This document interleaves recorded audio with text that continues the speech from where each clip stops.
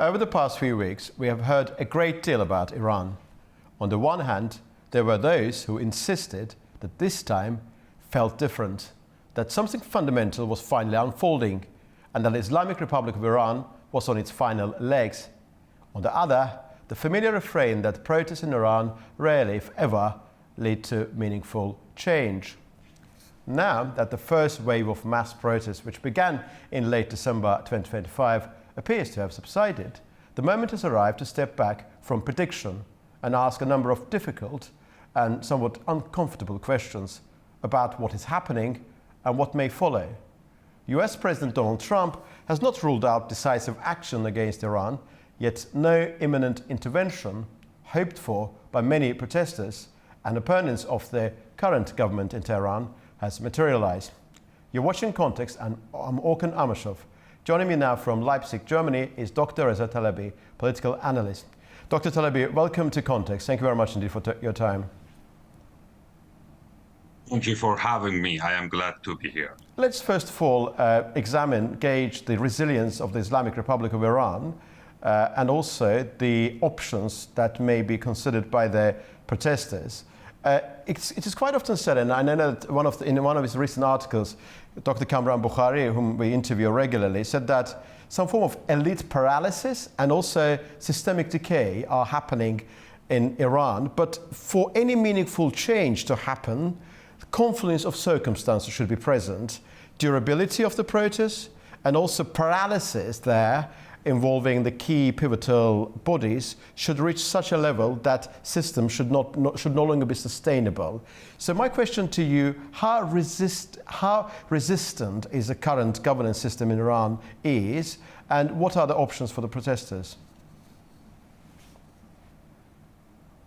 Islamic Republic survives mainly through fear and violence, not strength. It relies on repression, arrests, and the force to keep control of the streets and the society. This is not a resilience, it is a dependence on coercion. Politically and socially, the system is deeply weak. The protest movement is not over. What we are seeing is not fragile, but the pause created by killing and the terror. People are not calm. Anger has been pushed underground. You cannot kill the many people and expect society to forget. This level of the violence does not create stability. It creates deep psychological wounds. Families are shattered.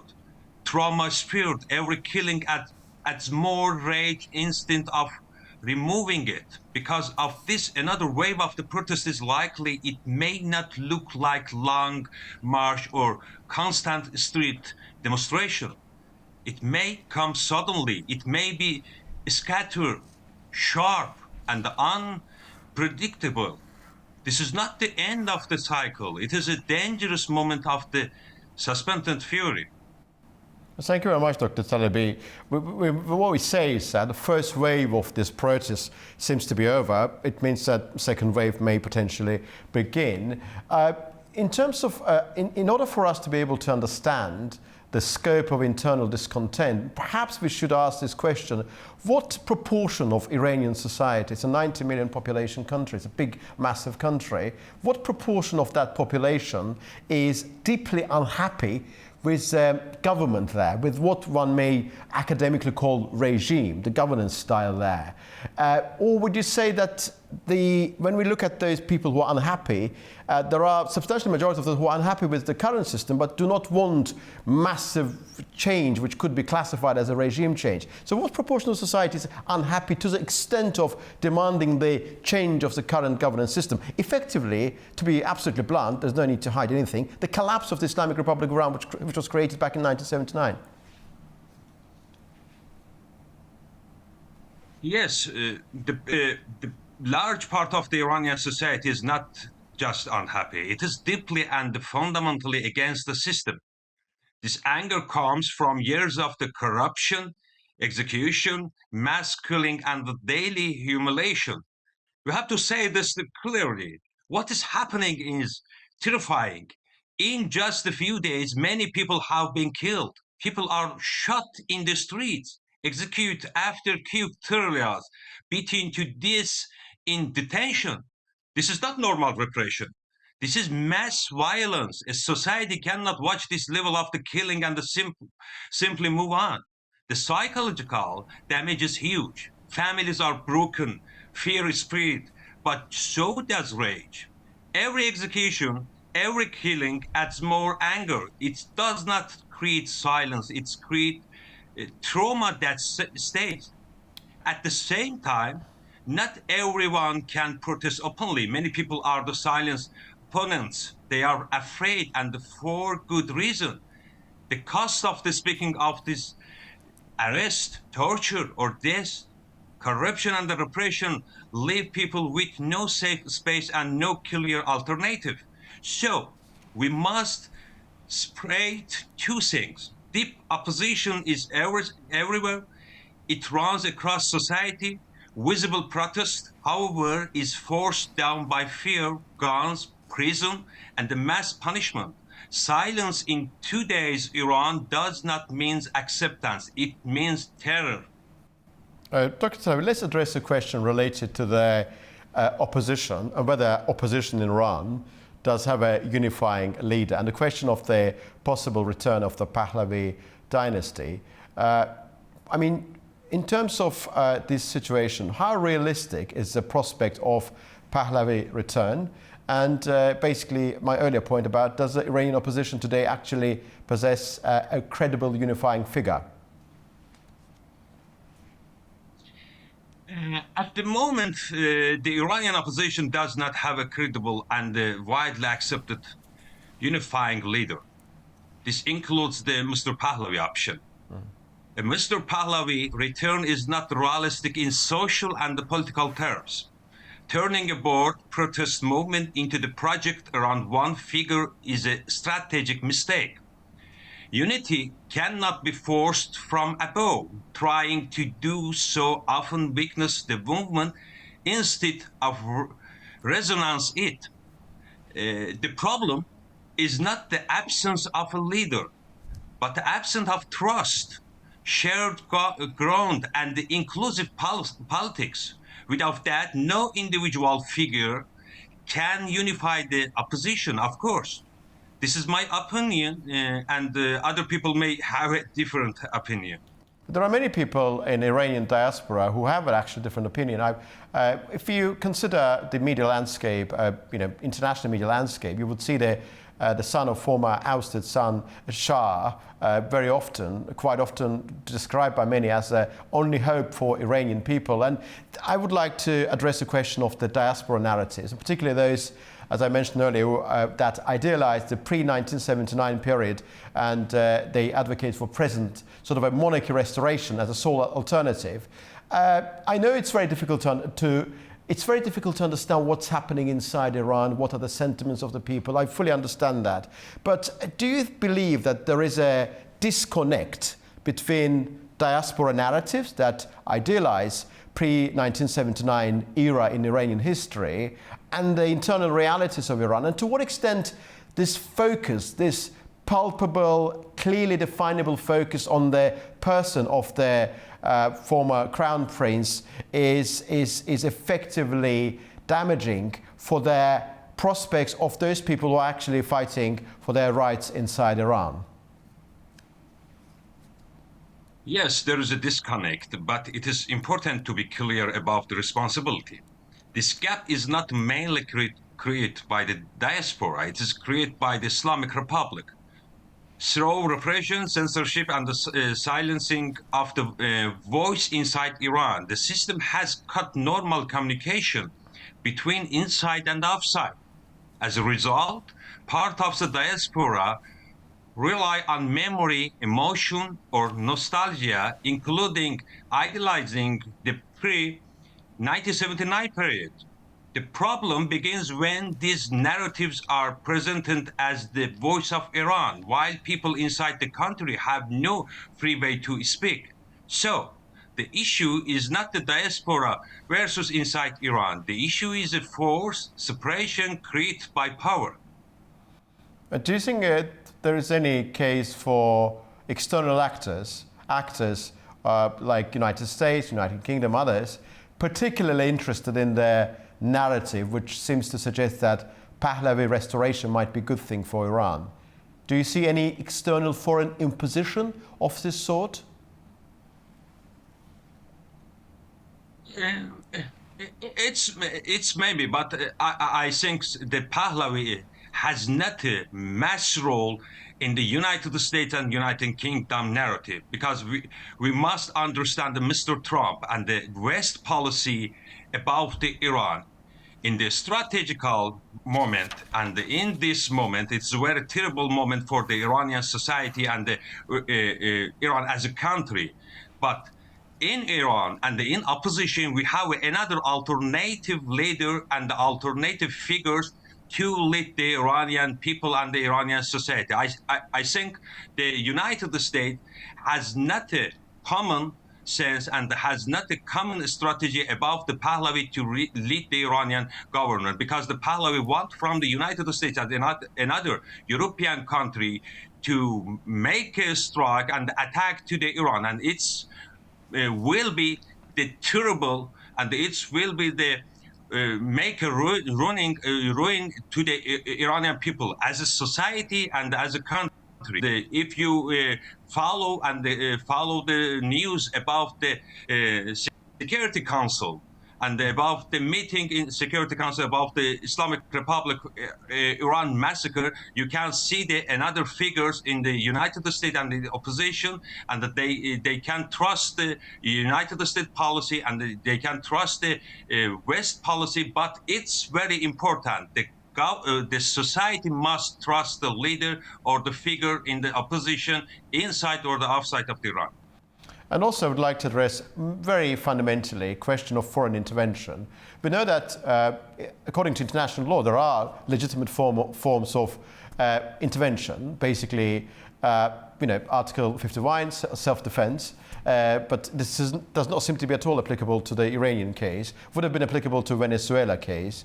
And there are some other forms of intervention. Actually, if to go back to reading of Article 2.4 of the UN Charter, we would notice that there are multiple forms of intervention, and not all of them actually are about physical military presence. You can interfere with political sovereignty, independence, and so forth. My understanding of, as a layman, of course, Iranian history, that the Iranians as a nation have always resisted and disliked very much any form of foreign intervention. 1905, 1911, we remember the way the government led by Mossadegh was overthrown by UK and United States. And there is a distinct memory of those historic developments. And currently some of the diaspora members and some Iranian opposition members outside the country are talking about, this restoration, immediately good relation with Israel, recognition of Israel, which is on its own could be a fantastic thing. But we are talking about its emphasis on that at this very juncture. And also they talk about Donald Trump being the most loved and person who is being widely respected by the Iranian population. What do you make of foreign intervention? Because many analysts would say, yes, internal process is very important, but without foreign intervention, the meaningful change will not happen. How will it be perceived by majority of Iranians, you think? Intervention does not only mean military action. It can include targeted sanction, travel bans, diplomatic isolation, or pressure on the specific official. The United States could theoretically increase pressure in this way, but the consequence must be considered carefully. Broad or symbolic action that hurts society or infrastructure would likely harm ordinary people and strengthen the regime narrative. An external action that appears collective, punitive, or aggressive risks backfiring and reducing internal legitimacy for the opposition. Thank you very much indeed. And do you think any particular form of strike by United States, a very pinpoint strike aiming at specific figures essential to the current government, and specific strikes on their military installations could be considered? And what I want to understand, all of these actions are against Iran, and what would be the perspective of Iranian protester who is fighting against the current government there would be in relation to these attacks, which will be damaging to Iranian national pride, but perhaps essential from the perspective of attaining their internal goals? If protesters are suppressed and no direct external support follows, the most likely outcome is not stability, but hidden radicalization. Some people may withdraw from the politics on the surface, but anger does not disappear when a state kills a large number of its own citizens. The damage is long-term and psychological. This often leads to delayed, deeper, and the more dangerous forms of the unrest later. The next way may be harder to control than the open protest. I don't have any idea about the United States attack to the Iran. Maybe the Iranian government or Iranian regime will be go to the make a deal with the United States and continue the negotiation with the United States. But we don't have any guarantee for the future of the Islamic Republic of the Iran, because it has a collapse inside the Iran, and most of the people don't accept the Iranian government. And it's very big problem for the post-Khamenei or the post-Iranian regime in the future for the Iranian people, because I'm against the foreign Iranian territory, and it will be go to the such as the Afghanistan and the Iraq, and our power inside, our power with the people, and the people must solve these problems. If we invite another foreigner power to attack to the Iran, it will be go to the horrible situation and the consequence to the all of the Iranian society. Dr. Talebi, thank you very much indeed. And also, of course, naturally, it is entirely impossible to discuss Iran, particularly with you, and not touch upon the fate of Azerbaijanis in Iran. It's an absolutely integral part of the whole subject, and in particular the agency dilemma. What Azerbaijanis, I mean Iranian Azerbaijanis, those people who live in Tabriz, Erbil, should make of the current situation? We all know that Iranian Azerbaijanis, the Turks of Iran, have played a crucial role in the evolution of Iranian statehood, and for a very considerable time period, from early 16th century up until probably 1925. I mean, the Turkic language, Azerbaijani language, the language of Paris. It was an important part of this Iranian Turkic identity, sort of a confluence, melange of two fundamental elements, sort of a Turkic rule, Turkic army, but also Persian institutions. But that, of course, changed in 1925, and currently Azerbaijanis are in Iran, could be perfectly, I suppose, described as politically marginalized within a Persian-centered framework. Do you believe that all of these developments are these developments about Iran as a whole? If so, do you think there is any possibility for Azerbaijanis to seek greater agency within this wider framework? As you said, the 40% of the Iranian population are Azerbaijani Turks, and Azerbaijan is a very important region for the Iran. And we have a common history, and we have a common language, and we have a common culture with the Azerbaijan Republic and the Republic of the Turkey. And it's very important for the Iranian future, because Azerbaijan has good role and a big role in the all of the revelation and all of the change in the Iran, and it's very important point in the Iranian history and in Iranian revolutionary history. But at this stage, it's too early and misleading to talk about the role of the states or the geopolitical agendas for Iranian Azerbaijani or the Turks. Just like the Kurds, Arab, and the Baluchis and another non-Persian population, the key issue today is the shared democratic ground. The priority is the agreement on the basic principle, restoring democracy and preventing the reputation of the authoritarian rule. Certainly, in a future trauma, the rule of the neighboring countries such as the Republic of Azerbaijan and the Turkey will be very, very important in the Iranian future, and especially for the Iranian Azerbaijan. The real question is whether different social groups can agree on the stopping the cycle of the dictatorship. Without then the shared commitment, any political change risks reproducing the same system under the new name, because we can make another Iran. Another Iran has respect to the all of the ethnic and to the all of the groups and to the all of the people, as the Turks, as the Kurds, as the Arab. And it's important for the future for the new Iran. I mean, quite often in history we have seen that some of the most noblest endeavors, like revolutions, political upheavals and change, aimed at bringing a positive momentum, led to the collapse of an entity. I mean, in 1908, 1909, Ottoman Empire, Ottoman Turkey underwent sort of transformation. Many layers of society were against Abdul Hamid II. And what happened afterwards, brilliant, glorious ideas of revolution and independence, I mean, the equality and so forth.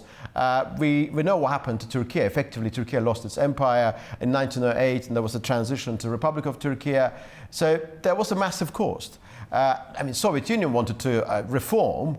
There was no revolution, but that reform led to the collapse of the Soviet Union. And many people in Russia today who are of sort of what one may, in a very respectful manner called imperial sort of mindset, are sort of blaming their leaders at the time not being able to conduct that sort of transformation in a reasonably civilized and long-term basis. My question to you is very simple. I do not have any sort of a hidden meaning here. Quite often political changes lead to the dismemberment of that very entity. Are you concerned about potential collapse of Iran as a state and dismemberment?